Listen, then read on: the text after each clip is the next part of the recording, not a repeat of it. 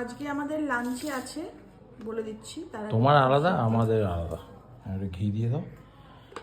আর আজকে আমরা পুরো পারফেক্ট একটায় বসেছি, পারফেক্ট একটা, একদম মানে টাইমটা রোজ আমাদের 1:30 হয়ে যাচ্ছিল, আজকে একটা বসেছি, কালকে 1:45 বসবো, একটার মধ্যে হবে ওটা বাড়াবাড়ি না, হবে। 12:30 থেকে একটার মধ্যে আমরা যেমন খেতাম সেরকমই খাবো।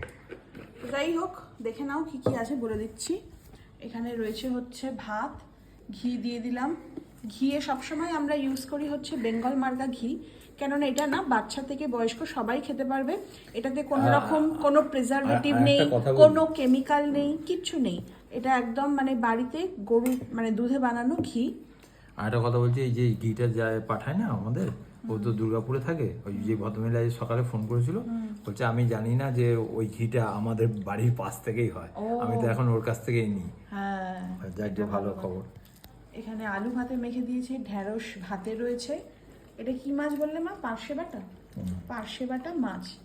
আর আমি ভাত খাচ্ছি না, আমি খাচ্ছি স্যুপ। আমার এখানে প্রচুর সবজি রয়েছে, চিকেন রয়েছে, আলু আছে, পেঁপে আছে, গাজর, বিনস, আর হচ্ছে তোমার পেঁয়াজ।